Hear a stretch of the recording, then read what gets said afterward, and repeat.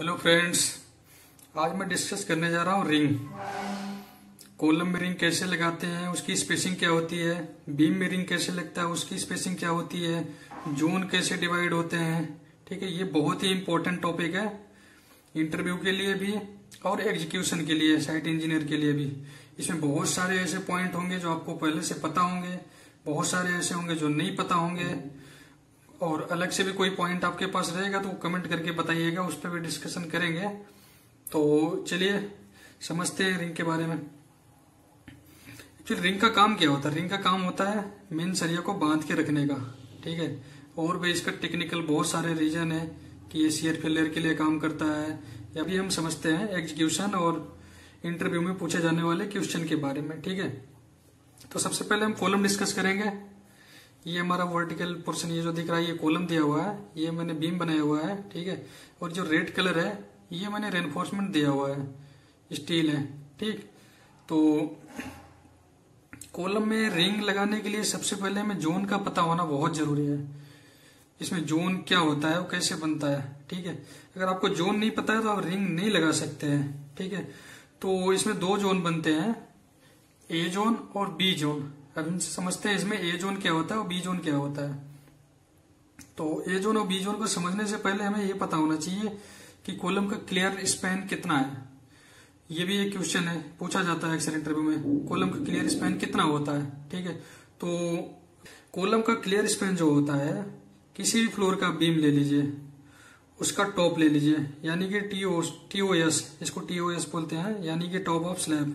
ठीक है, टीओएस ले लीजिए, और उसके अपर फ्लोर का बीम का बॉटम। ठीक है, ये बीम का बॉटम है, इसको सॉफिट भी बोलते हैं। ठीक है, बीम का सॉफिट, कोई बीम का बॉटम बोले या फिर बीम का सॉफिट बोले, दोनों का मतलब एक ही है। ठीक, तो बीम के बॉटम और बीम के सॉफिट, इनके बीच का जो हाइट होता है, ये होता है हमारा क्लियर स्पैन कॉलम का। ठीक है, ये मैंने शो कर रखा, मान लिया मैंने ये हाइट h है। ठीक है, तो जो हमारा ए जोन होता है, ए जोन, वीडियो थोड़ी लंबी होगी, स्किप नहीं करना है, पूरा वीडियो देखना है, आपका एक एक पॉइंट रिंग से रिलेटेड क्लियर हो जाएगा। ठीक है, ए जोन जो होता है हमारा वो h/6, या फिर जो कॉलम का डायमेंशन होगा, मान लीजिए 400x500 का कॉलम है, या 400x600 का है, 300x600, 250x450, जो भी कॉलम का साइज है। ठीक है, कॉलम का साइज, और या फिर 450 mm। ठीक है, इन तीनों में जो मैक्सिमम होगा वही हमारा लेंथ जो होगा वो हो जाएगा हमारा ए जोन। मान लीजिए कॉलम का क्लियर स्पैन हमारा 4 मीटर है। ठीक है, अब 4 मीटर को हम 6 से डिवाइड कर देते हैं। ठीक है, तो ये कितना मिल जाएगा, 4 मीटर को अगर हम 6 से डिवाइड करेंगे तो ये कितना मिल जाएगा हमें, 660 mm के अराउंड मिलेगा। ठीक है, और मान लीजिए कॉलम का साइज 300x400 है और ये हमारा 450 mm है, तो इसमें मैक्सिमम क्या हुआ 660, तो ये हमारा कॉलम का ए जोन हो जाएगा। ठीक है, तो ये हमारा बीम के सॉफिट से डाउनवर्ड में जो इन तीनों में मैक्सिमम होगा वो हमारा ए जोन हो जाएगा। सिमिलरली यहाँ से टॉप से ये पोर्शन, यहाँ से ये मैंने शो कर रखा है h/6, या फिर कॉलम का साइज है 450, जो इसमें मैक्सिमम होगा। ठीक है, इन तीनों में जो मैक्सिमम होगा वो हमारा ए जोन हो जाएगा। जो बीच का रिमेनिंग पार्ट है, ठीक, h/6 मैंने ऊपर ले लिया, h/6 नीचे हो गया, तो बीच में कितना बचा, ये 2h/3 बचा। ये जो बीच का पोर्शन है ये हमारा बी जोन हो जाता है। ठीक है, ये चीज क्लियर हो गई। तो कॉलम से रिलेटेड मैंने कुछ क्वेश्चन यहाँ पे ड्राफ्ट किया है, तो उनको समझेंगे एक एक करके। ठीक है, सबसे पहले हमारा ये रिंग का जोन क्या होता है, ये मैंने समझा दिया आपको, रिंग का जोन क्या होता है कॉलम के लिए। ठीक है, अभी रिंग का डाया क्या होता है, जो कॉलम में रिंग लगता है उसका मिनिमम डाया आपको 6 mm लगेगा, 6 mm से कम आप नहीं ले सकते हो। ठीक है, मैक्सिमम आप वो डिपेंड करता है कि स्ट्रक्चर कैसा है, उस पर लोड कितना आ रहा है। वो 16 mm डाया का भी रिंग हो सकता है, 12 का भी हो सकता है, वो स्ट्रक्चरल डिजाइन से मिल जाएगा, वो ड्राइंग में दिया होता है। ठीक है, लेकिन ये पता होना चाहिए कि मिनिमम कितना होता है आपका। ठीक, आपकी रिंग की स्पेसिंग क्या होगी, ये बहुत ही इंपॉर्टेंट क्वेश्चन है, रिंग का स्पेसिंग। तो जो ए जोन में रिंग की स्पेसिंग होती है और बी जोन में रिंग की स्पेसिंग होती है। यहाँ पे मैंने बनाया हुआ है ये रिंग, ठीक है, ये जो ग्रीन कलर में दिख रहा है ये रिंग है हमारा, ठीक है। तो अब देखोगे यहाँ तो ये पास पास है, इधर ये जोन जो मैंने ये जोन का पोर्शन है इसमें रिंग पास पास दिख रहे हैं, और जैसे ही हम मिड पोर्शन में जा रहे हैं तो रिंग की स्पेसिंग बढ़ जा रही है, ठीक है। फिर हम ऊपर जाते हैं ए जोन में तो फिर रिंग की स्पेसिंग कम हो जाती है, ठीक है। ये स्पेसिंग कम इसलिए होती है कि शेयर फेल्योर से बचाने के लिए, जो अर्थक्वेक आता है उसके कारण जो शेयर फेल्योर या फिर आपका फ्लेक्चर एल्डिंग आएगा उसको रेजिस्ट करने के लिए यहाँ पे हमारा रिंग का जो स्पेसिंग है कम है, और यहाँ पे ज्यादा है क्योंकि वो उसका जो असर होता है, इफेक्ट होता है, वो मिड पोर्शन में कम होता है, तो यहाँ पे स्पेसिंग हमारी ज्यादा होती है, ठीक है। तो जो रिंग की स्पेसिंग हम लेते हैं कॉलम में वो ए जोन में कम होता है, वो होता कितना है, उसका क्या लिमिट है, तो वो जो कॉलम का साइज होगा, जैसे मैंने 300 बाई 400 ले लिया, ठीक है, उसमें जो मिनिमम वाला साइज है 300 बाई 300, उसका हम साइज बाई 4 कर देते हैं, ठीक है। वो जो आएगा या फिर 75 से 100 इसी के बीच में रखना होता है, ठीक है। मान लीजिए कॉलम के साइज से मैंने डिवाइड किया तो हमें 120 मिल गया, तो हम 120 नहीं लेंगे, ठीक है। तो वो 75 से 100 के बीच में ही रहता है, मिनिमम आप 75 mm रखना है आपको, और मैक्सिमम जो है हमारा 100 mm, ठीक है। 100 mm से ज्यादा हम नहीं रखेंगे और 75 से कम भी नहीं रखेंगे, ठीक है। ये हमारा ए जोन का रिंग का स्पेसिंग हो गया, ठीक। अभी बी जोन का जो स्पेसिंग होता है वो साइज बाई 2, इससे ज्यादा नहीं होना चाहिए। कॉलम का साइज अगर 300 है तो 300 बाई 2 यानी कि 150, तो 150 से ज्यादा ये बी जोन की स्पेसिंग नहीं होना चाहिए, ठीक है। ये क्लियर हो गया, रिंग की स्पेसिंग क्लियर हो गया। अब मैंने यहाँ पे लिख रखा, चौथा क्वेश्चन हमारा है रिंग का spacing, ring spacing at lap, ठीक है। जो कॉलम में वर्टिकल सरिये में हम लैप करते हैं, ठीक है, ये मेन रेनफोर्समेंट का एक वीडियो मैंने बनाया हुआ है, आप उसमें जाना, उस वीडियो को देखना, आपको डिटेल उसमें मिल जाएगा लैप के बारे में या इस मेन सरिये के बारे में, उसमें पूरा डिटेल में डिस्कस किया है मैंने, ठीक है। तो जो लैप का पोर्शन होगा इसमें जो रिंग हमारी लगेगी, ठीक है, ये जो रिंग लगेगी या टाइज लगेगा, टाइज और स्टीरअप में डिफरेंस भी मैंने उसमें बता रखा है, ठीक है, वहां पे आप जाइएगा देखिएगा तो क्लियर हो जाएगा। जो इसमें हमारा टाइज लगेगा उसकी जो स्पेसिंग होगी मैक्सिमम जो होगी ना वो होगी 150, ठीक है। इससे ज्यादा हमें नहीं करना है, इससे ज्यादा हमें उसकी स्पेसिंग नहीं करनी होती है, ये खास करके साइट इंजीनियर को ध्यान रखना होता है, ठीक है। ये गलती हमें नहीं करनी होती कि हमें 150 से ज्यादा उसका स्पेसिंग कर दें, क्योंकि ये जो हमारा लैपिंग आएगा कॉलम में वो मिड पोर्शन में ही आएगा, और मिड पोर्शन की जो हमारी रिंग की या टाइज की स्पेसिंग होती है वो ज्यादा होती है ए जोन से, वो 150 भी हो सकता है, 250 भी होता है, 300 भी होता है, लेकिन जहां पे हम लैप करेंगे उस लैप वाले पोर्शन में हम 150 से ज्यादा स्पेसिंग नहीं रखेंगे, ठीक है। ये क्लियर हो गया। पांचवा क्वेश्चन है कन्फाइनमेंट स्पेस, ठीक है। तो ये कन्फाइनमेंट पोर्शन यही है हमारा जो ए जोन है, ठीक है, इसी को हम कन्फाइनमेंट स्पेस भी बोलते हैं, ठीक है। अब उसके बाद लिखा हुआ है ये हुप्स। हुप्स क्या होते हैं? एक्चुअली टेक्निकल टर्म में रिंग को ही हुप्स बोला जाता है, ठीक है, हुप्स बोला जाता है। अब ये हुप्स जो है टाइज को भी हुप्स बोलते हैं और रिंग स्टीरअप्स को भी हुप्स ही बोलते हैं, ठीक है। ये भी बहुत ही इंपॉर्टेंट है, ये ड्राइंग में दिया हुआ होता है, बहुत लोगों को नहीं पता होती ये चीज, ठीक है। तो ये क्लियर हो गया हुप्स क्या होता है। हुप्स बेसिकली एक रिंग ही है, ठीक है। अब हुप्स दो टाइप के होते हैं, एक ट्रांसवर्स एक वर्टिकल। ये दोनों वर्डिंग से आपको एक चीज क्लियर हो जाएगी कि ये कॉलम का है, जैसे टाइज और स्टीरअप में डिफरेंस है, सिमिलर ये भी है, ठीक है। जो ट्रांसवर्स होता है वो हमारा यूज होता है कॉलम में, ठीक है। ये जो रिंग हमारा यूज हो रहा है ये ट्रांसवर्स, क्योंकि हॉरिजॉन्टल डायरेक्शन में है, इसी को हम ट्रांसवर्स टाइज या ट्रांसवर्स रिंग या ट्रांसवर्स हुप्स बोलेंगे, ठीक है। और जो बीम में हमारा है ये वर्टिकली है, ठीक है, तो इसको हम वर्टिकल हुप्स बोलेंगे, ठीक है। ये क्लियर हो गया। क्लियर स्पेन सातवां क्वेश्चन है, ये क्लियर हो गया, ये पहले ही बता दिया था मैंने। अभी क्रॉस टाई की बात करते हैं। ये क्रॉस टाई कॉलम में लगता है, ठीक है। कॉलम में लगता क्यों है और कब लगता है उसको समझते हैं। ये मैंने दो रिंग बना रखा है, ठीक है, एक दो रिंग बना रखा। ये साइड ये साइड, ठीक है, और ये साइड, इनके बीच की ये लेंथ अगर 300 है और इसके बीच यानी कि ये और ये 300 है मैक्सिमम या इससे कम है, तो हमें क्रॉस टाई की जरूरत नहीं पड़ती। ये क्रॉस टाई भी शायद आप पहली बार सुन रहे होंगे, ठीक, तो समझ लेते हैं क्रॉस टाई क्या होता है। इसके लिए एक टाई ही है, इसका नाम है क्रॉस टाई, ठीक है।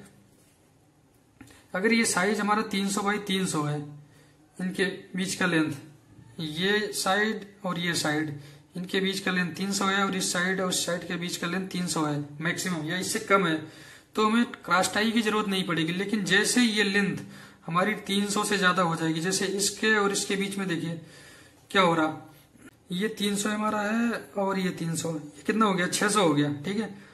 अब जैसे ही 300 से ये ज्यादा हो गया तो वहां पे हमें क्रॉस टाई की जरूरत पड़ेगी, ठीक है। तो ये हमारा क्रॉस टाई है, ठीक। वहां पे क्रॉस टाई लगाएंगे या फिर एक काम और कर सकते हैं हम, क्या करेंगे, ओवरलैप कर देंगे रिंग को।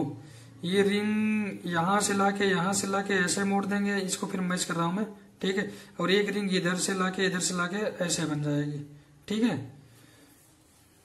तो ये क्रॉस टाई होता क्या है, समझ में आ गया।